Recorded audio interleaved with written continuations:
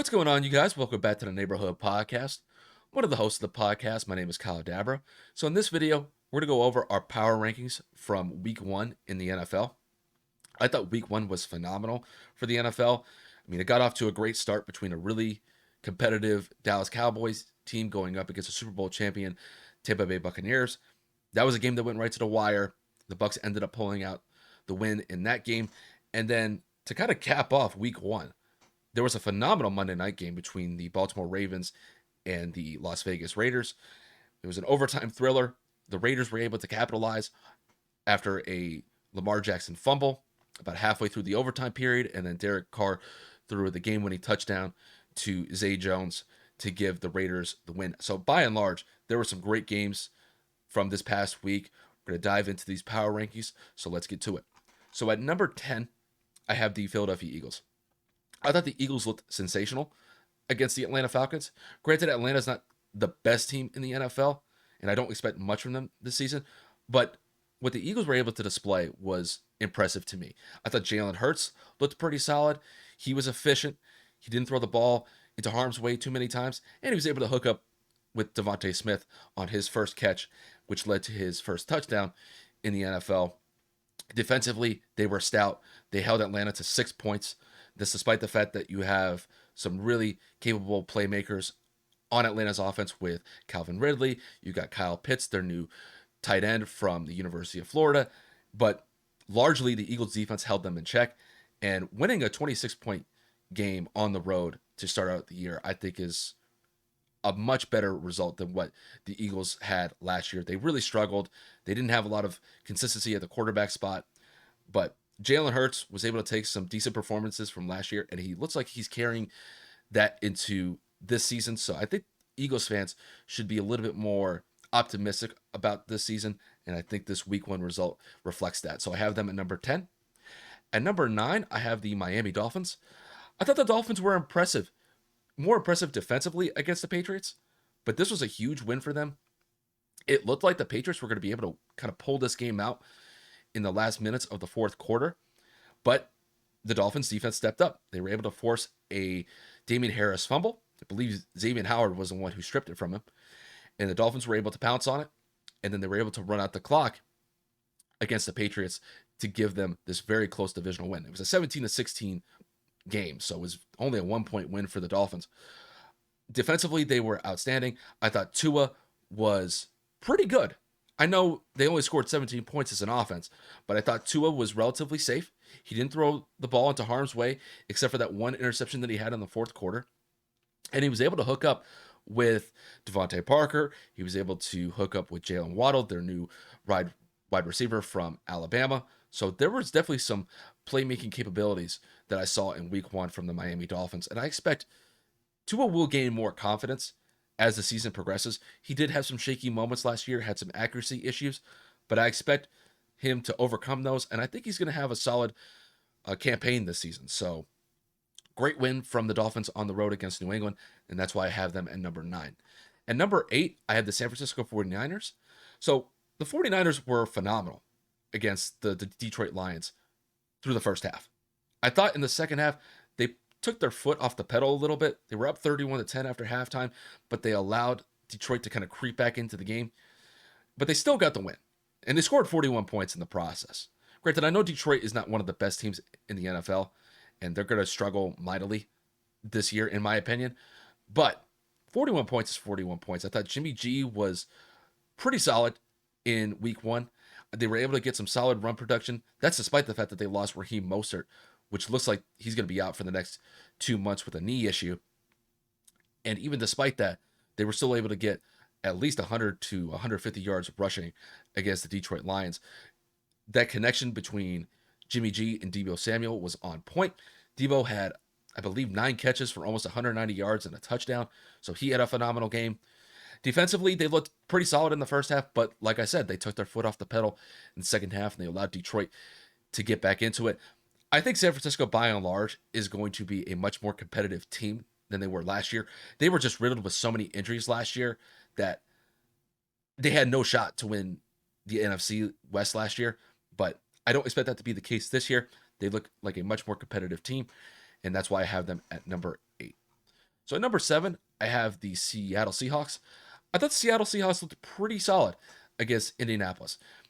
Seattle had to go on the road, but it really didn't matter because I thought Russell Wilson looked like he was in midseason form. He was able to connect with Tyler Lockett on a huge pass play. I believe that pass play went for like 70 to 75 yards. Really got Seattle's offense going. And defensively, I thought they were able to bring some consistent pressure against Carson Wentz. Carson Wentz, this is a new team for him. He's kind of coming off of a tumultuous year with the Eagles last year, but he's in a new system with Frank Reich. And, I saw some flash moments from Carson, so I didn't think he was all bad, but you have to give credit to Seattle's defense. Seattle's defense was able to bring consistent pressure, and they held Indianapolis's offense relatively in check. Jonathan Taylor is going to be their star running back for the Colts this year, and I thought by and large he was held in check. So give credit where credit is due. Seattle's defense came to play. Seattle's offense looks like in midseason form already. And just moving forward with Seattle, it's going to be the defense. That's really going to be the main focus of this team because I think Russ and the offense is going to be able to be one of the top offenses in the league. But really what's going to determine the track of this team this season is the defense. And they had a solid outing in week 1. So that's why I have them on our power rankings. At number 6, I have the Arizona Cardinals. I know this is kind of a theme. I'm picking a lot of NFC West teams here, but that really just kind of goes to show how competitive this division is. I mean, to be quite honest with you, Arizona had one of the top 3 performances from any team in week 1. They put a shellacking on the Tennessee Titans. 38-13, going on the road. It's just an impressive win. Kyler Murray was sensational. He had 5 total touchdowns. He had 4 passing touchdowns and 1 rushing touchdown. He was sensational. And just when you look at this team defensively, I got to be honest. Chandler Jones put out one of the best performances of the season already. The guy had 5 sacks in the first game of the year. The guy is a quarter of the way to 20 sacks in the first game of the season. It's phenomenal. They were able to hold Ryan Tannehill and Derrick Henry in check the entire game. They held the Titans offense at 13 points. And when I look at the Cardinals moving forward, this is going to be one of those teams that I'm going to have to keep an eye on because Kyler looks like he's taking a step forward this season.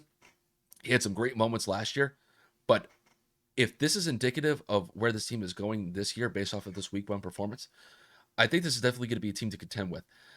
It's a very competitive NFC West division, like I mentioned earlier, but the Arizona Cardinals definitely have a shot to be the best in this division. So having them, they're not in the top 5 in my power rankings, but they had one of the more phenomenal performances in week 1. So that's why I have them at number 6.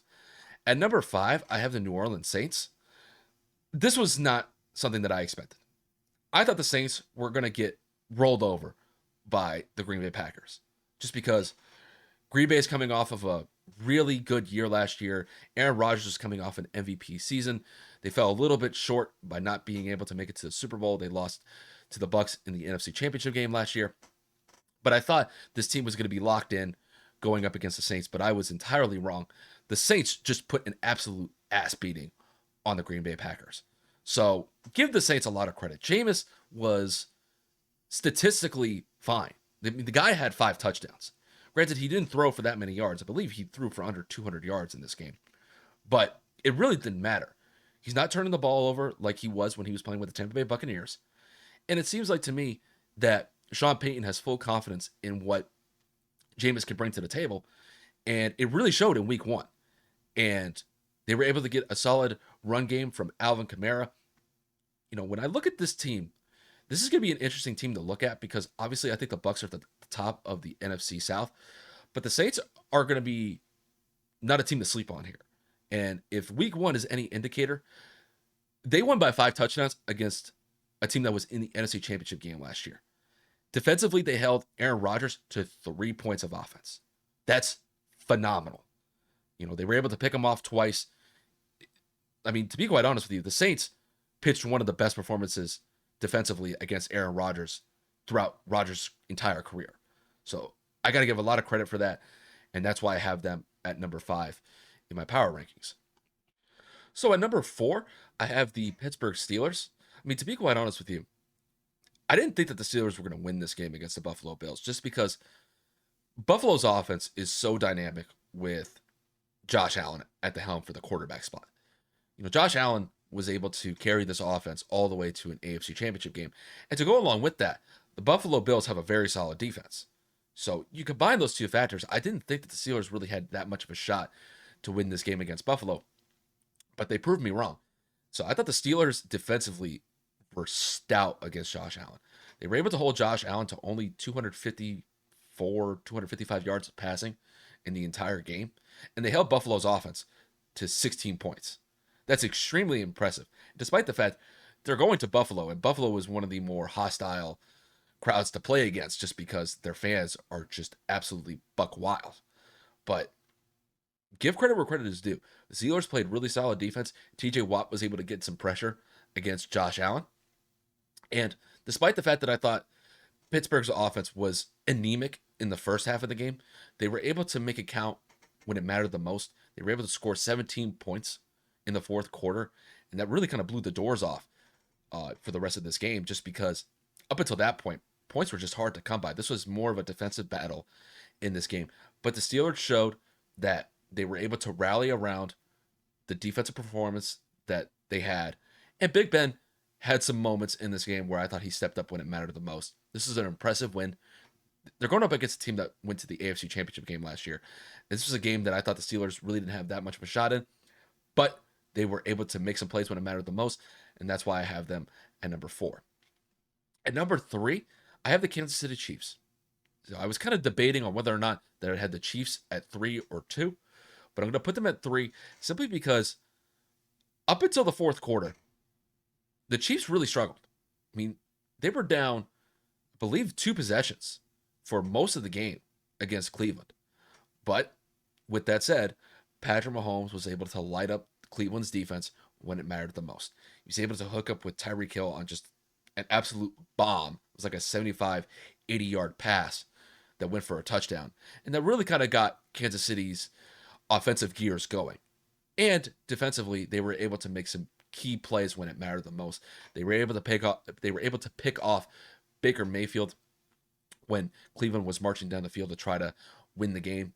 And I will say this, the Chiefs are coming off of a really good season last year. They went all the way to the Super Bowl. They ended up losing to the Bucs in Super Bowl 55.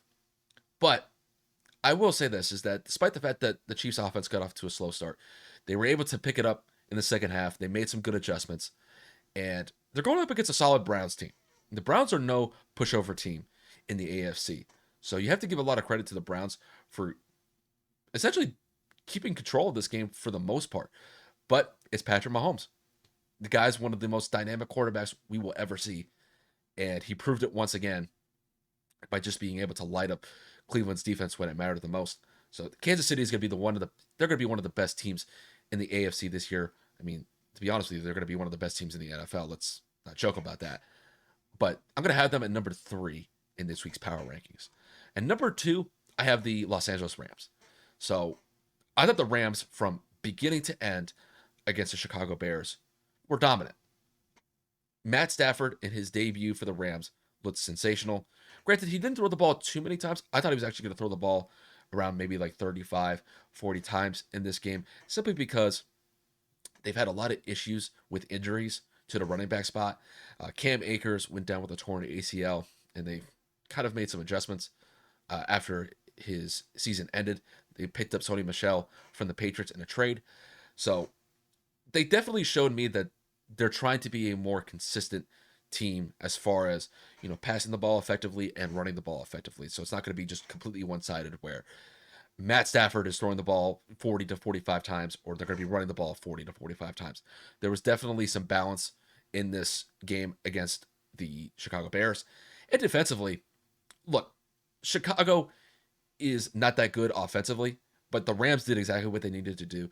They kept Andy Dalton and that Chicago offense largely in check. I didn't think Andy Dalton played the worst game of his career.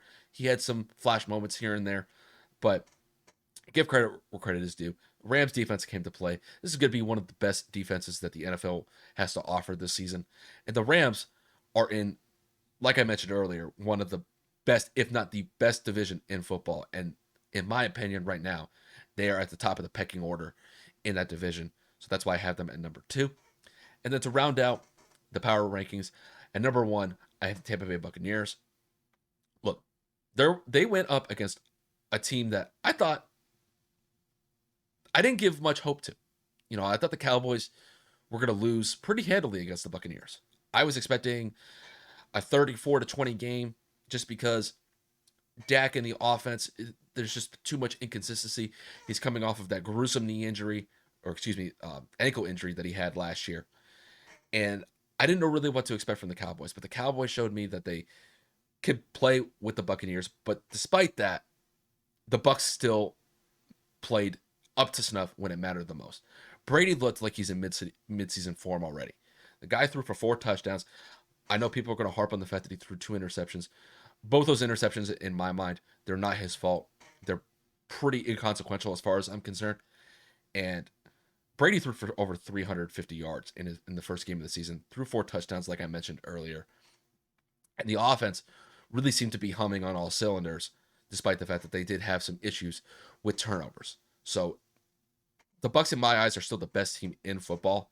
They definitely made some mistakes, so you got to give credit where credit is due. The Cowboys' defense really played phenomenal. They were able to force 4 turnovers against the Bucs, but I expect the Buccaneers to kind of clean up their act with the penalties that they had, with the turnovers that they had, and I really do expect that this team is going to be a championship contender this year, and that's why I have them at number 1.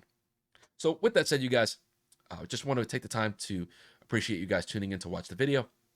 If you guys like the video, hit that like button below. If you guys want to support the channel in any way, shape, or form, hit that subscribe button below. Any sort of support that we can get for the channel, Kevin and I definitely appreciate it. And with that said, you guys, that'll wrap it up from here. Thank you guys to tuning into the video, and we will see you guys later.